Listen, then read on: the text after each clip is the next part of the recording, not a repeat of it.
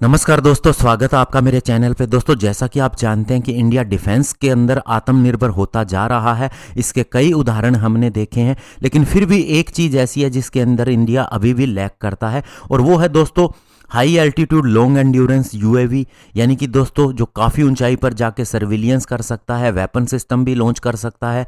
तो ऐसे में दोस्तों आप देखेंगे कि आजकल जो भी युद्ध हो रहे हैं, चाहे अर्मेनिया अजरबैजान के बीच में हो या अभी जो रशिया यूक्रेन के बीच में हो रहा है, उसमें भी हमने बहुत सी जगह पर इनका रोल देखा है, ये कितने इंपॉर्टेंट है।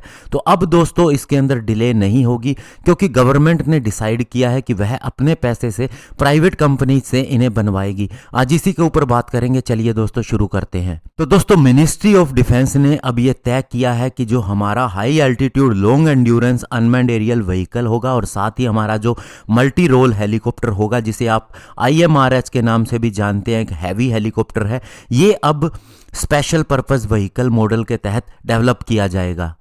यानी कि दोस्तों AMCA की तरह ही अब हमारा हेल UAV और IMRH भी प्राइवेट कंपनीज के द्वारा बनाया जाएगा। यानी कि इसके अंदर प्राइवेट कंपनी का स्टेक ज़्यादा होगा, और इसका एक मतलब ये भी है कि ये पूरी तरह से गवर्नमेंट एंटाइटी भी नहीं बन पाएगी, जबकि इसके अंदर गवर्नमेंट का रोल भी बहुत होगा।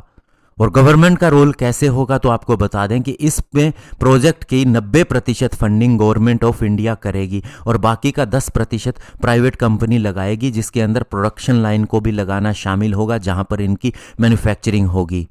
और इस तरह से जो एक प्राइवेट कंपनीज के साथ में गवर्नमेंट का जो रोल होगा और एक नई कंपनी बनाई जाएगी, उसके अंदर मेजॉरिटी स्टेक प्राइवेट कंपनी का होगा।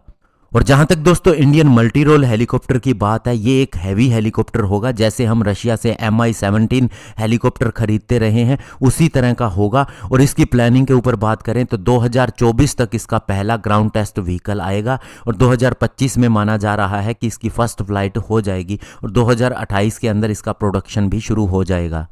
ये एक मीडियम लिफ्ट हेलीकॉप्टर होगा, जिसका मैक्सिमम ऑल अप वेट की बात करें तो 13 टन का होगा, और हमारी तीनों सर्विसेज इसे इस्तेमाल करेंगी। तो इस हिसाब से हमें कम से कम ऐसे 400 हेलीकॉप्टर की ज़रूरत होगी। और बड़ी बात यह है कि दोस्तों इन हेलीकॉप्टर के अंदर 2 इंजन की ज़रूरत होगी, और अभी HAL इसके लोकल इंजन को डेवलप करने के ऊपर भी काम कर रहा है। जहां तक दोस्तों high altitude long endurance class की UAV की बात है, तो रुस्तम के ऊपर तो काम चल ही रहा है, लेकिन अलग से एरोनॉटिकल डेवलपमेंट एस्टेब्लिशमेंट यानी कि ADE और DRDO ने भी इसके ऊपर काम करना शुरू कर दिया है, और इसके लिए लास्ट ईयर टेंडर भी जारी कर दिए गए हैं, जिससे कि प्राइवेट कंपनी सामने आएगी और इसके प्रोटोटाइप को तैयार करने का काम करेगी। और दोस्तों आपको पता है, जैसा कि आप जानते हैं, कि Hindustan aeronautics limited already knew space research and technology यानी NRT के साथ में भी एक इसी तरह के UAV के ऊपर काम कर रही है। तो इनमें डिफरेंस क्या होगा, तो दोस्तों आपको बता दें कि न्यू स्पेस रिसर्च टेक्नोलॉजी के साथ में जो HAL काम कर रही है, वो एक टर्बोफैन पावर्ड हेल UAV होगा, जबकि ये जो प्रोजेक्ट है ये दूसरी तरह का होगा। इसकी UAV प्रोपेलर ड्रिवन होगी।